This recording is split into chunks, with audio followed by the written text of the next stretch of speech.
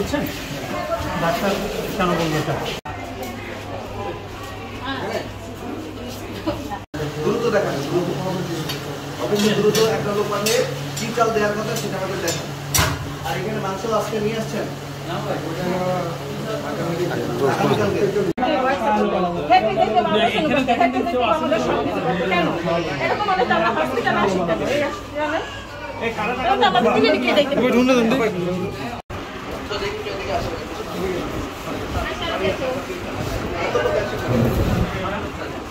পরে বলছে যে সুই লাগবো, 3টা সুই দিতে পারবি। স্যার আমি তো চাকরি করি, আমি সুই দিতে পারবো না, আমার তো সময় নেই।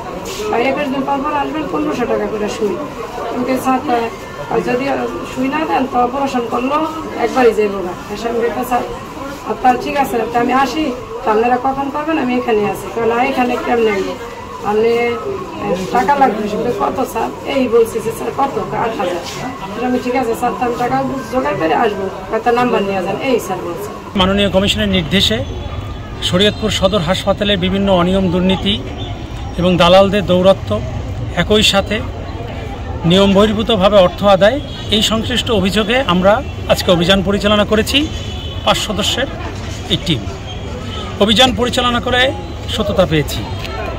এখানে একজন সার্জন, তিনি একজন রোগীকে একটি অপারেশনের বিষয় 8000 টাকা চেয়েছেন, যেটা কোনোভাবেই কাম্য নয়, এবং তত্ত্বাবধায়ক মহোদয়ও এটা বিস্ময় প্রকাশ করেছেন। একই সাথে আরেকজন রোগী 1300 টাকার বিনিময়ে উনি সেবা পেয়েছেন, যেটা আমরা তার লিখিতভাবে বক্তব্য গ্রহণ করেছি, সেটাও আমাদের হাসপাতালের সংশ্লিষ্ট তত্ত্বাবধায়ক মহোদয় বিস্ময় প্রকাশ করেছেন। এবং আমরাও মনে করি এটা শুধু অনৈতিক না, এটা কোনোভাবেই শরীয়তপুরবাসী এবং দুর্নীতি দমন কমিশন কোনোভাবে গ্রহণযোগ্য নয় মর্মে বিশ্বাস করে। খাবারের বিষয়ে এই ঈদে জামা জুতো অ্যাকসেসরিজের ডিসকাউন্ট। আমরা সরেজমিনে ক্যান্টিন পরিদর্শন করেছি। আমরা আশ্চর্য হয়েছি, যেখানে 75 টাকার চাউল দেওয়ার কথা, ভ্যাট আইটি বাদ দিয়েও 70 টাকা বা সামথিং, সেখানে মোটা চাউল ব্যবহার করা হয়েছে। এ ধরনের দেখার কেউ আছে আমার কাছে প্রাথমিকভাবে মনে হয়নি। এটা কমিশন অত্যন্ত গুরুত্বের সহিত গ্রহণ করেছে এবং করবে ইনশাল্লাহ বলে আমি মনে করি। আর সার্বিক পরিস্থিতি হাসপাতাল অনেকটা অপরিষ্কার, ক্যান্টিন অপরিষ্কার। এটা তত্ত্বাবধায়ক মহোদয়কে অনুরোধ করা হয়েছে যেন উনি এইটা হাসপাতালের সেবার সাথে সাথে হাসপাতালকে পরিষ্কার পরিচ্ছন্নভাবে মানুষের সুন্দরভাবে সুস্থভাবে সেবা দিতে পারে, সেটা আমরা নিশ্চিত করার জন্য তাকে অনুরোধ করেছি।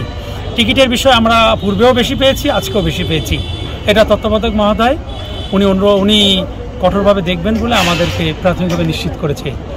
একই সাথে আমরা অনেকগুলো দালালের তথ্য পেয়েছি।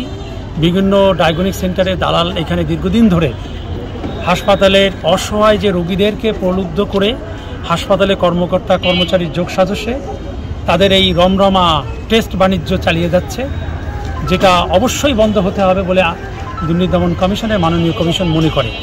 আমরা এর সর্বোচ্চ পদক্ষেপ গ্রহণ করার জন্য মাননীয় কমিশনের কাছে লিখিতভাবে অবহিত করব।